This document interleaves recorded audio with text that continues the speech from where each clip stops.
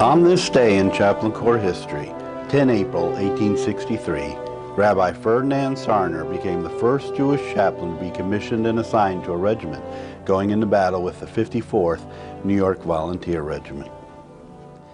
Ferdinand Leopold Sarner was born sometime between 1820 and 1828 in Lissa, Germany, which is now Lesno, Poland.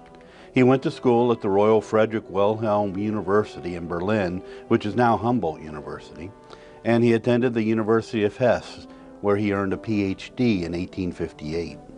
Soon after his graduation, he left Germany from the Bremen port on the J. Allers ship and arrived in New York, New York on 27 May 1859. While chaplains have been recognized and commissioned since the Revolutionary War, the chaplaincy had been restricted to ministers from a Protestant denomination, leaving out Catholic, Jewish, and any other non-Protestant faith group. It wasn't until the Civil War when ministers other than Protestants could serve as chaplains in the United States military. But it wasn't an easy path to acceptance. In 1861, Congressman Clement Vallandigham of Ohio attempted to amend legislation permitting chaplains other than Christian to be commissioned, even noting the large number of Jewish soldiers patriotically serving in the military and the piety and learning of the rabbis. But the other congressmen did not even allow discussion of the proposal, much less entertain a vote on it. The 5th Pennsylvania Cavalry's 65th Regiment, which had about 1,200 Jewish men in its ranks, being either unaware of the law, which essentially prohibited Jewish chaplains, or choosing to ignore or challenge that law, elected Michael Allen, who was a Jewish cantor, to serve as chaplain. By all accounts, Allen was performing his duties as chaplain well, caring for his soldiers and preaching sermons which were described as being excellent in tone and content, obviously intended for a mixed audience of Christians and Jews. But Allen resigned that position when a YMCA worker who was visiting the regiment noticed that Allen was not an ordained minister or a Christian, and wrote letters to religious newspapers complaining about what he saw as a dramatic example of the general laxity of standards in awarding chaplaincy commissions.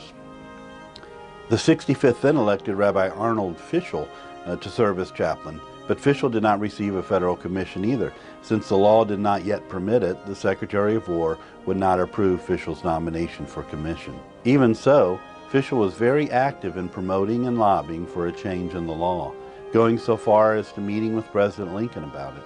But even after the law was changed, Fischel never received a commission and later returned to his birthplace of Holland. On 17 July 1862, legislation was finally adopted that removed the Protestant requirement from the qualifications to receive a commission as a chaplain. It stated simply, "No person shall be a chaplain in the United States Army that is not a regularly ordained minister of some religious denomination," further requiring only the testimonials of his present good standing as such minister from a religious group with at least 5 ministers on their rolls. After the law was updated in July, the Board of Ministers of the Hebrew Congregations of Philadelphia petitioned the President to appoint a Jewish chaplain to the military hospitals there. As a result, Rabbi Jacob Frankel of the Redef Shalom congregation received a commission from President Lincoln to serve as a part-time chaplain for the military hospitals in Philadelphia, and did so for about 3 years. A short time later, Rabbi Henry Gothelf from Louisville, Kentucky was appointed a hospital chaplain for the Kentucky and Indiana military hospitals, serving in that capacity for the remainder of the war. On 10 April 1863, Ferdinand Sarner was commissioned a chaplain, having been elected by the 54th New York Volunteer Regiment, becoming the first Jewish chaplain to serve with soldiers on the battlefield. However, his election may have been as much about his speaking fluent German as him being a Jewish rabbi, the regiment consisting of mainly German-speaking soldiers with few who followed the Jewish faith. Nevertheless, Sarner, a Jewish rabbi, served as a chaplain of the 54th. In May, he was with them during the Battle of Chancellorsville, which didn't end well for the Union forces. In July, Sarner was with the 54th during the Battle of Gettysburg, where he was seriously wounded. According to a French Jewish magazine, Chaplain Sarner's horse was killed from under him, and he himself received a dangerous wound from which he subsequently recovered. This was the result of the very courageous manner in which he conducted himself during that terrible battle. Sarner somewhat recovered from his Gettysburg injuries and was back with the 54th when they advanced on South Carolina, but having not fully recovered, he was back in the hospital in July 1864 and was soon facing a medical discharge as a result of his injuries, which became official on 3 October 1864.